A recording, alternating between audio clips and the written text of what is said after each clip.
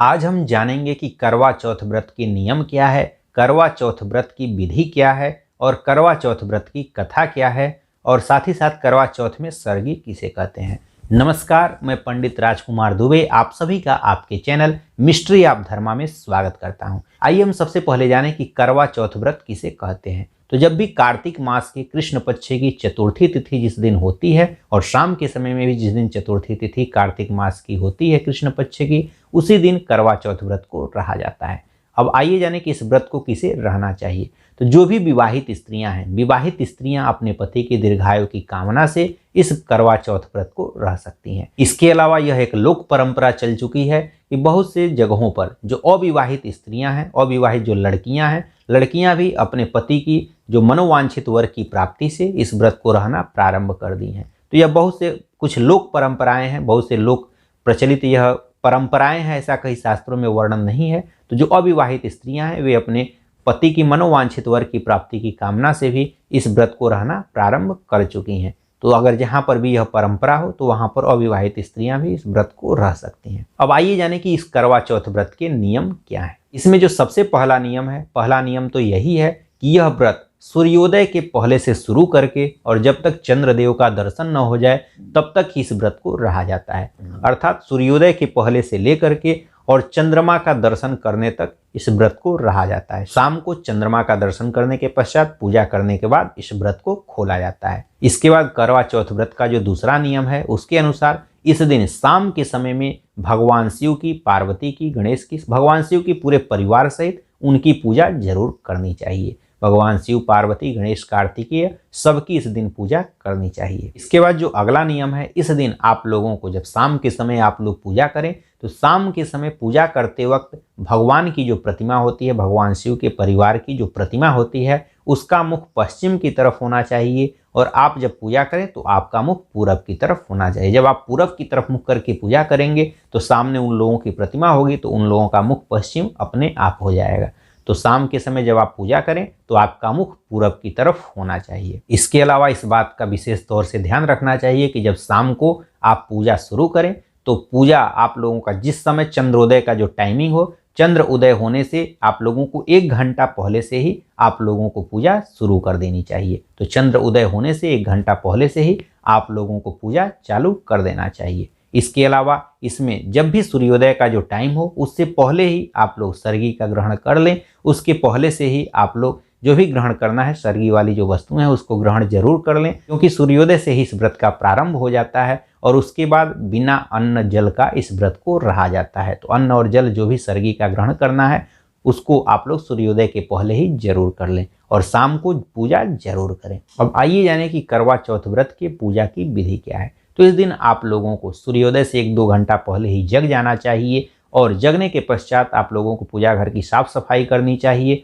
स्नान करना चाहिए और स्नान करने के पश्चात जो भी सास के द्वारा दी हुई सरगी है, सरगी को आप लोगों को ग्रहण करना चाहिए। ग्रहण करने के पश्चात आप लोगों को भगवान का पूजा करना चाहिए। संकल्प पहले कर लें कि आज मैं अपने पति की दीर्घायु की कामना के लिए इस करवा चौथ व्रत को रहूंगी और ऐसा संकल्प कर लें। और संकल्प में यह भी बोल देना चाहिए कि आज मैं निर्जला और निराहार रह करके इस व्रत को करूंगी। इसके बाद पूरे दिन व्रत रहना चाहिए और बिना अन्न और बिना जल के ही पूरा दिन आपको गुजारना चाहिए। और शाम के समय में जब चंद्रमा का उदय होने वाला हो उसके 1 घंटे पहले से ही आप लोगों को पूजा वाला काम चालू कर देना चाहिए। इस दिन पूजा करने के लिए शाम होने से पहले ही आप लोगों को एक जगह वेदी बना लेनी चाहिए, चाहे मिट्टी की ही वेदी बना लें या फिर जो भी आपको वेदी बनाना हो वहाँ पर वेदी बना लेनी चाहिए। और 10 से लेकर के 13 करवे यह मिट्टी का एक तरह का खास बर्तन होता है, उसकी आप लोगों को स्थापना करनी चाहिए। इसके अलावा उस वेदी पर जो भी भगवान शिव, पार्वती की जो परिवार सहित उनकी मूर्ति हो उसको भी रख लेना चाहिए, जो फोटो हो उसे भी रख लेना चाहिए और जिसकी भी आपको पूजा करनी हो उस वेदी के पास सबको रख लेना चाहिए। जो करवे हैं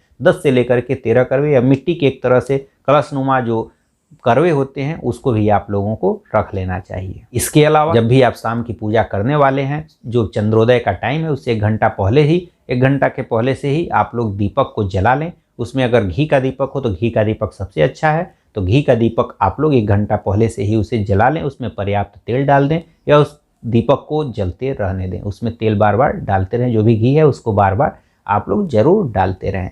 और शाम के समय में 1 घंटा पहले से ही 1 घंटा पहले से ही आप लोग जो भी पूजन सामान है पहले ही आप लोग एकत्रित कर लीजिएगा।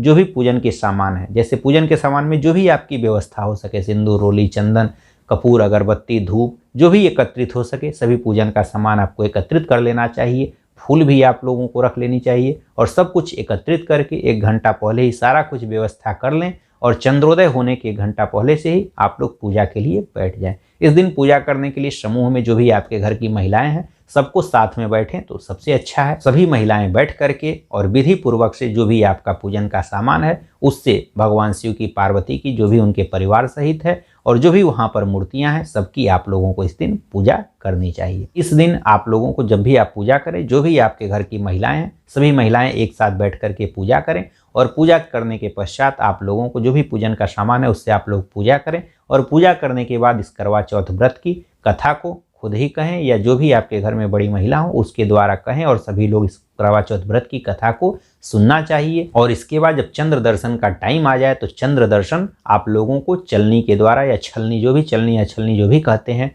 उसके द्वारा आप लोगों को चंद्रमा का दर्शन करना चाहिए और चंद्रमा को अर्घ अर्पित करना चाहिए। तो चंद्रमा को अर्घ जरूर अर्पित करें और चलनी के द्वारा चंद्रमा का दर्शन आप लोग जरूर करें। और साथ ही जो भी पूजन का सामान है उससे चंद्रदेव की भी पूजा आप लोगों को करनी चाहिए। इस दिन भगवान शिव, पार्वती के साथ भगवान गणेश की पूजा भी आप लोगों को जरूर करनी चाहिए। इसके बाद जब पूजा समाप्त हो जाए तो जो भी बहुएं हैं अपनी सास को एक पात्र में जो भी मिष्ठान आपके यहाँ आया हुआ है, मिष्ठान को, फल को, मेवा को, जो भी सामग्री है उसको एक पात्र में रख करके उसमें द्रव्य रख करके आपको अपनी सास को देना चाहिए और उनसे आशीर्वाद प्राप्त करना चाहिए। जो भी सास हैं उनको अपनी बहुओं को अखंड सौभाग्यवती होने का आशीर्वाद देना चाहिए। इस तरह से इस व्रत की पूजा विधि को करना चाहिए और इस तरह से पूजा करने के बाद अपनी सास से आशीर्वाद लेने के पश्चात जो भी आपके घर की बड़ी महिलाएं हैं उनसे भी आशीर्वाद लेना चाहिए और इस तरह से इस व्रत को करने के पश्चात इस व्रत को तोड़ना चाहिए। अब आइए जाने कि करवा चौथ में सरगी क्या होता है।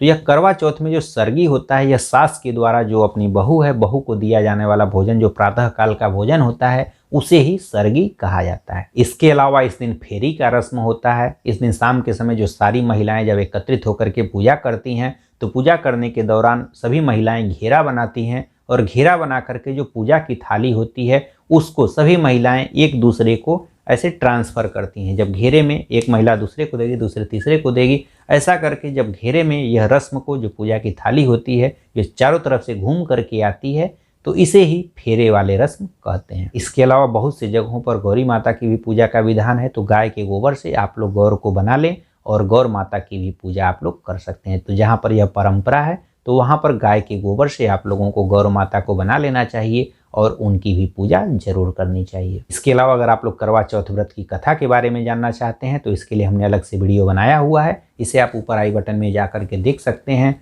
आशा करता हूँ कि मेरे द्वारा दी गई जानकारी आपको अच्छी लगी होगी। इन्हीं सब बातों के साथ हम आपसे विदा लेते हैं। नमस्कार।